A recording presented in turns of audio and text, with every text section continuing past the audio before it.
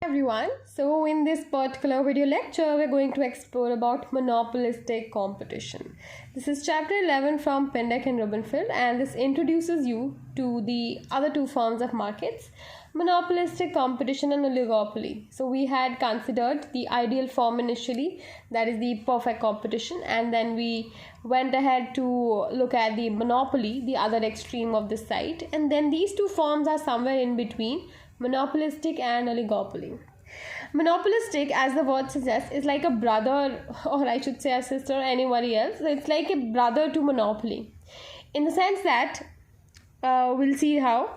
So, a monopolistically competitive market is similar to a perfectly competitive market in two respects. There are many firms, and entry by the new firms is not restricted. So the thing is that in monopolistic competition, you have a lot of firms, and the entry is also not restricted. But the only difference is that this particular firm can enjoy monopoly power, which is why I said it's a brother of monopoly, because monopolistic firm can enjoy monopoly power by the virtue of differentiating its product. So there is an element of product differentiation which rests in the hand of a monopolistic firm, such that it can actually charge a price which is greater than marginal cost. Okay, so each firm sells a brand or version of the product which differs in quality, appearance, or reputation, and each firm is the sole producer of its own brand. So it's time that a firm can make good profits out of creating some good brand name under its product.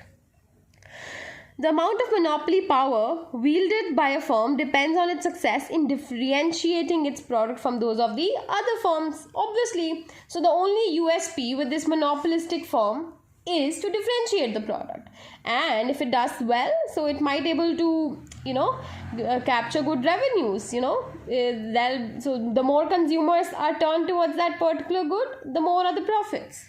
Okay, examples are toothpaste, laundry detergent, packaged coffee, etc. So basically we'll be exploring how toothpaste case in particular is a monopolistic case in a while. The second form of market is oligopoly. So I'll reserve it for the next lecture. However, let's have a look at it. The second form of market structure we'll examine is oligopoly, in which there are only few firms. Now, against monopolistic competition where you have many firms, in oligopoly you have few firms who compete with one another, and in an oligopoly market form the entry is restricted.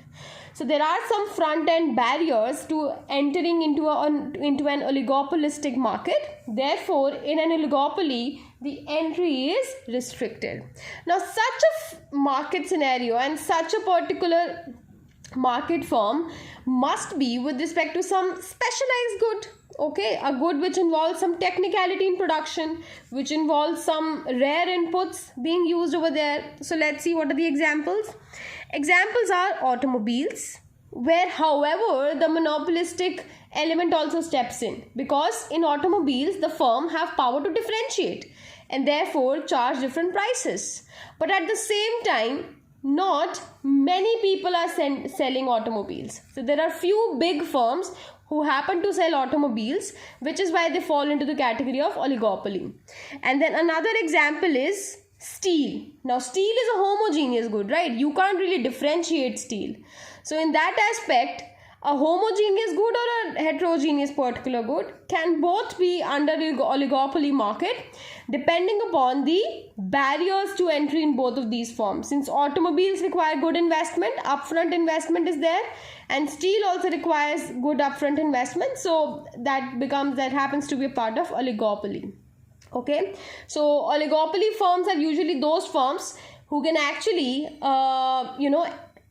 who can afford to expand at such a scale that they experience economies in scale. Otherwise, there's no point entering an oligopoly market. It will be quite costly for a firm. Okay, so in an oligopoly, however, the monopoly power and profitability depend on how firms interact. Okay, so if those few big firms who happen to sell steel, for example, are quite coordinated. So they happen to work in a very cooperative manner. Then these set of few firms can also happen to charge a higher price, all as a collective action. If they happen to be cooperative rather than competitive, they can decide upon charging prices well above marginal cost and earn large profits. However, if they are not cooperative, that's such that each firm tries to undercut the other. Okay, they're quite competitive and they're quite strategic in nature. So what will happen? They might not be able to charge a price way above marginal cost. Okay, so that's the case in oligopoly. We'll consider piece by piece in other series of lectures. For now, we'll be focusing our attention on the monopolistic competition. Okay, so why is monopolistic competition usually the case where the products are differentiated? However, they still have the monopoly power. I mean, it's quite weird to think that there are many firms, but still they have some monopoly power. And that is only happening by the virtue of differentiating that good. And well, the classic example this book gives, and in fact each of the microeconomics book give, is of the toothpaste. So consider Colgate versus Pepsodent. You might, as a youngster, prefer to have, for example, Colgate. So there's a I can't remember that particular type of Colgate. I think it is Max Fresh, something with a red paste, whatever it is. So I think you might, as a youngster, prefer a toothpaste which gives you freshness with respect to its element. You might like that flavor, you might like that freshness attached to it. But as compared to you, an old individual, or your parents might be more in for choosing a product, a toothpaste, which handles sensitivity issues. Okay, so for example, these days we have Patanjali toothpaste quite in the market, and most of our parents urge us to actually try that. So the thing is that both of you sets of customers are at the end of the day doing what? Brushing your teeth. But still you happen to choose your own product. You opt for Colgate, your father opts for Patanjali Dant Kanti. The difference is that the two products are differentiated, yet performing the same job of being able to brush your teeth. Okay, and this differentiation will allow that firm to charge a different price. Okay, so that's how both of these products, under both of these brands, under the same umbrella of toothpaste, enjoys differential pricing. But you have to remember that neither Colgate nor Dant Kanti has quite inelastic demand. If Colgate were to step up the prices, just imagine if Colgate just pushes up prices by like 10 rupees per tube. So it's like 10 rupees is too much, man. So you might think that, okay, I for now can shift to what my father uses, be it that flavor is not good, but at the end of the day I have to brush the teeth, right? So in that case, too much high of a price will not be good in such a market, because the demand is not so inelastic. Demand for toothpaste is elastic, fairly elastic. If a firm has to think about changing some prices, it has to keep in mind that there is a substitute available in the market. Okay, although they're not perfect substitutes, but they are substitutes. So that was about monopolistic competition and how each of the firms, for example in toothpaste sector, can choose to differentiate and also charge a different price, but that firm cannot choose to charge a price way higher than what is existing. Okay, because that might cause the person to switch.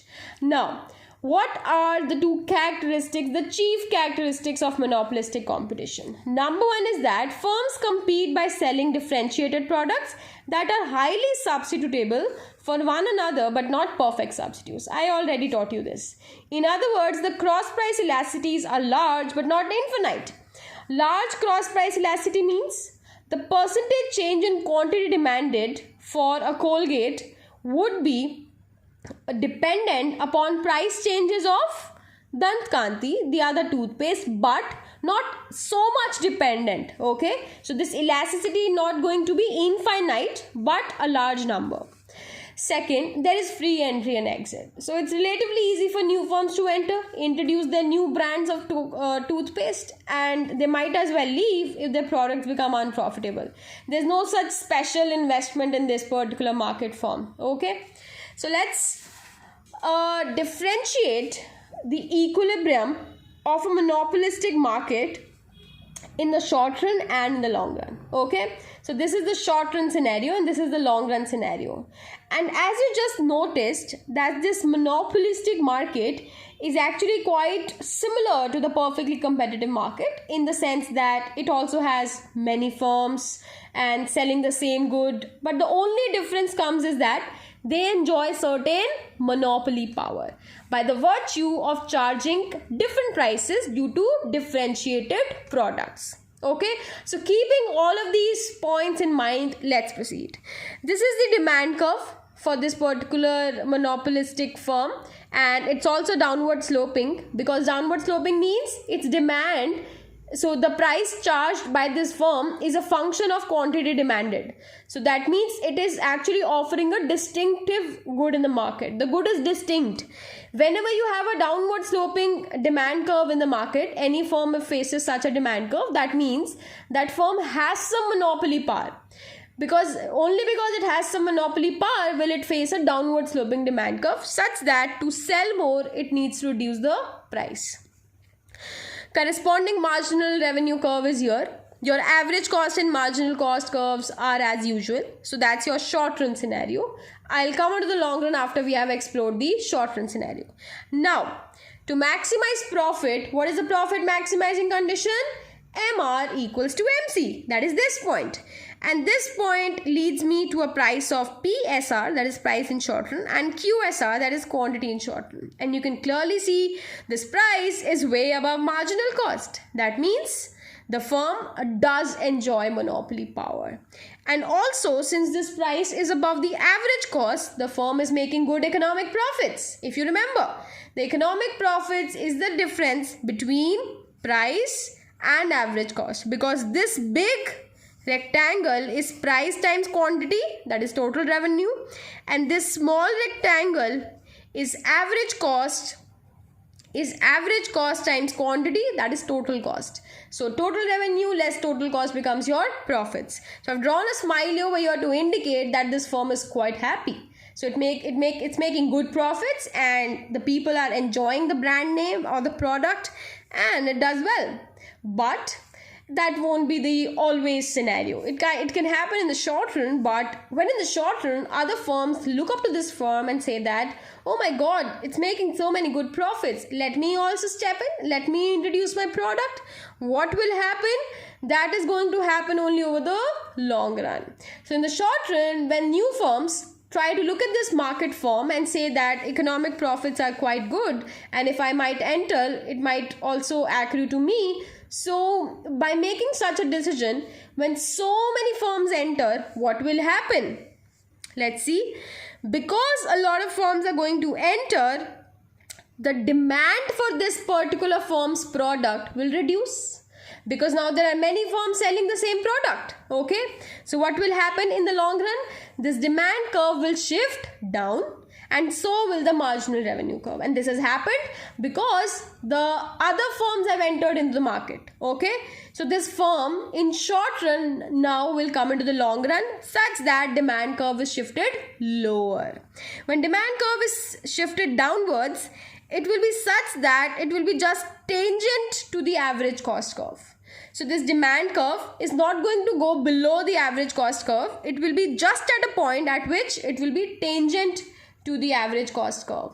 And at this point you can see price is PLR, P long run, and Q is QLR, as this is the point where MR intersects with MC. So just to learn how to draw this diagram, you firstly draw your demand in the long run, okay, and then draw AC and MC. Okay, once you have gotten that point of tangency, run a vertical line and then draw your marginal revenue curve. Don't draw marginal revenue earlier. Okay, draw demand curve first, such that your marginal revenue curve should intersect MC at this point only. This point of tangency is very important because none of the firm is going to produce when demand curve is driven below. Basically, prices are below average cost. That's a loss-making scenario. Okay. So now what's happening over here? When price is just equal to average cost, economic profits are becoming now 0. So we've written, oops, the economic profits are now reduced to 0. Now when in the long run, economic profits are reduced to 0, does this firm have any incentive to survive? As we always say that economic profits being 0 does not mean that accounting profits are 0. Okay. So yes, this firm is going to be in the market and 0 economic profits are mere indication of a healthy market. Okay. So that was about the short run and long run scenario of a monopolistic competition firm, and this is our conclusion over here right now. So here profit maximization implies that QLR and the price will be PLR. It implies that 0 profit because price is equal to average cost. A firm still has monopoly power. So it says that the firm still has monopoly power. How come? Its long run demand curve is downward sloping because its particular brand is still unique. But the entry and competition of other firms have driven its profit to 0. So you see, the downward sloping demand is intact because the brand of that firm is still unique. However, with the entry of new firms, this demand has gotten affected, but the shape is still downward sloping. Moreover, generally, firms may have different costs and some brands may be more distinctive than others, of course. In this case, firm may charge slightly different prices and some will earn small profits. So that means this was the case for just one firm. There could be many firms in the market and these firms will operate on different cost curves. So they're going to arrive at all those lower prices, but they'll continue to make some profits, be it lower, with the entry of new firms. So that was about monopolistic competition, and we have studied about its features and also behavior of a monopolistically competitive firm in short run and in the long run. Thank you for watching the video.